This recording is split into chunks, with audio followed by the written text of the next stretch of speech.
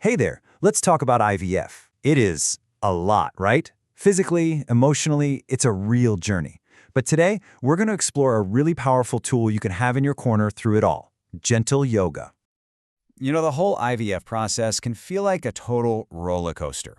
And feeling overwhelmed? That's completely normal.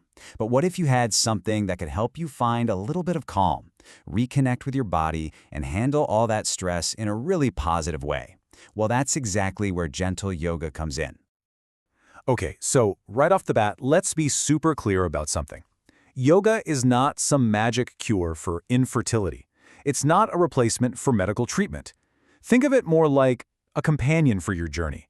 It's this beautiful, supportive practice that works right alongside your doctors to help your overall well-being. So you might be wondering, how does it actually help? Well, there's some real science here. Gentle yoga can actually help lower those pesky stress hormones, like cortisol. And that's a big deal, because when cortisol gets too high, it can mess with your reproductive hormones.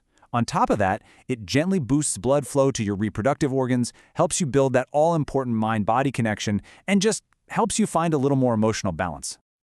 All right, so let's get into the nitty-gritty. How do we make yoga a trusted friend through your IVF process? We're going to cover the when, the what, and even the who. When should you start? Well, in a perfect world, you'd begin a fertility-focused yoga practice about 2 to 3 months before your IVF cycle kicks off. Why so early? It just gives your body and mind plenty of time to get used to it and really soak up all those amazing benefits, like less stress and better circulation before things start to get more intense.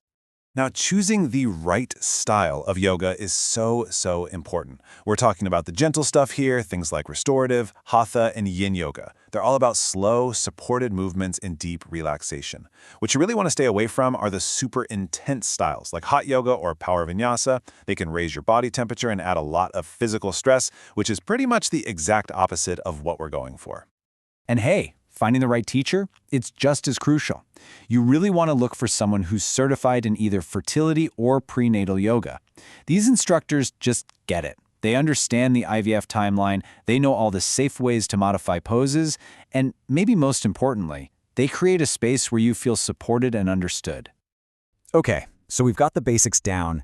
Now let's dive into how you can adapt your practice as you actually go through your IVF cycle, starting with that big first step, the preparation and stimulation phase. So, during ovarian stimulation, your ovaries are in overdrive. They're working so hard, and because of that, they get bigger and can be pretty sensitive. This means your number one rule, your mantra, has to be gentle is best. Seriously, this is absolutely not the time to be pushing yourself or going for a personal best. So what does gentle actually look like? Well, you're going to want to focus on really soft pelvic openers and those lovely, supported, restorative poses. What you must avoid are deep twists and any intense core work.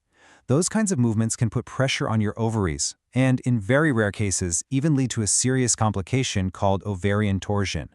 The bottom line is you have to listen to your body and only do what feels good and nurturing. Here's a super simple and safe little sequence that's just perfect for this phase. You can start with a gentle cat-cow stretch just to get the spine moving. Then ease into a supported child's pose to relax your lower back. After that, a reclining bound angle pose is amazing for softly opening the hips. And you can finish with legs up the wall, which is fantastic for circulation. See, it's all about support and just letting go. And I really want to emphasize this point. How you change your yoga practice during the stimulation phase is just so important for your comfort and, more importantly, your safety. Your whole goal should be about creating space in your body, not compressing it. But of course, stimulation is just the beginning. To kind of put it all into perspective, let's look at what's coming up next. You've got the egg retrieval, then the embryo transfer, and of course, the 2-week wait. And believe me, each of these stages needs a slightly different approach when it comes to yoga. Okay, let's talk about the egg retrieval. In the days leading up to it, restorative poses and deep breathing are your best friends. They're amazing for calming those nerves. But after the procedure, it's time to hit the pause button.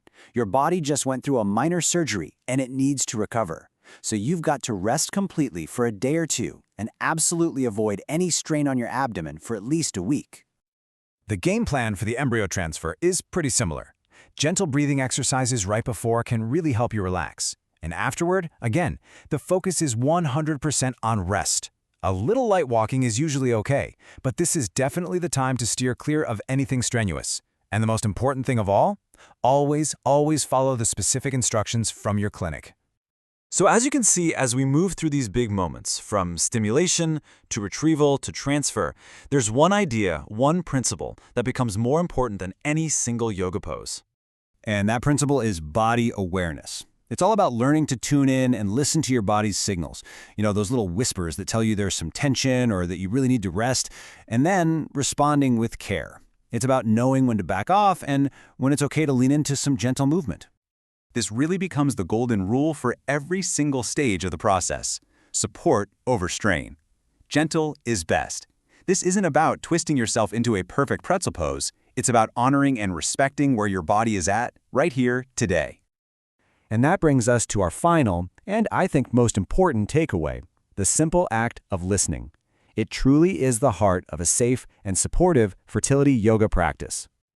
So, I'll just leave you with this thought to mull over. By really practicing that body awareness, by choosing gentle support over any kind of strain, and by truly listening to your own inner wisdom, how can you become your own very best advocate on this incredible journey? All right, before we wrap up, just a quick but really important reminder. Everything we've talked about today is purely for informational purposes. It is absolutely not a substitute for professional medical advice. Please, always talk to your doctor with any questions you have. And if you'd like more information on the entire IVF process, you can find some great resources over at ivffromme.com.